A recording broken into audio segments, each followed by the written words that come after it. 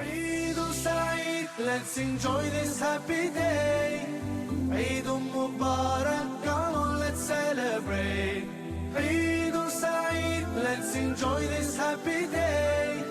Eid Mubarak, come on, let's celebrate, celebrate, let's celebrate.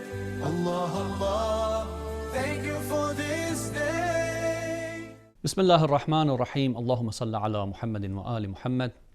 Many congratulations to all the Muslim Ummah on this day, which is the day of Eid.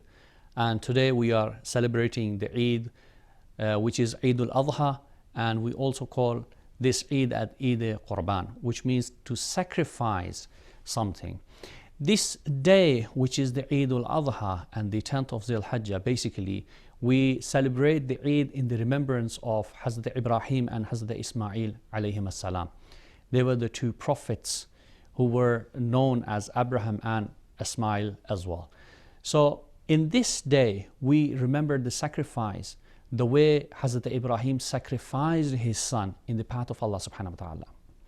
Allah subhanahu wa ta'ala, when he asked him to sacrifice the most beloved thing in this world that you love, he thought of different things, and after that he thought that I love the most my son. When I love my son the most, then he said, I will sacrifice my son. And then he asked his son that, oh son, I love you, but Allah subhanahu wa ta'ala has asked me to sacrifice something which I love. And then his son was also a prophet, and he said, do not hesitate in sacrificing me. This was basically a test. It is not like this that Allah subhanahu wa ta'ala likes us to take our children, our sons, our family members to sacrifice for him. It was a matter of an exam. It was a test for the Prophet Abraham. And he sacrificed the thing which he loved in this world, in this material world, and that was his son. And therefore Allah exchanged his son to a sheep.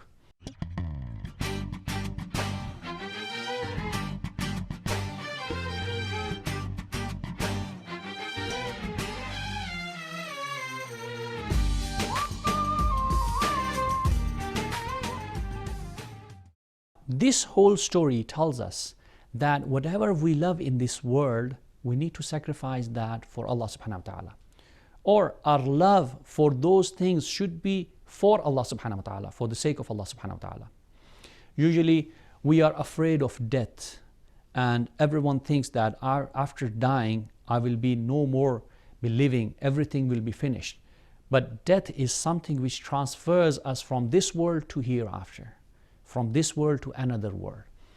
Usually the ulama, they say, you know why people they are afraid of dying? It's because if you see a person who's on the bed in a hospital, and if you see he had many needles, like the drips that we have, he had many needles in his body. Imagine that these needles are, which are the drips, the needles of the drips are the needles of the things that we love them in this world. And these are the belongings of a man in this world. Now imagine when the death comes, the angel of that, he takes off all the needles at once, and obviously it has a pain because we love these things.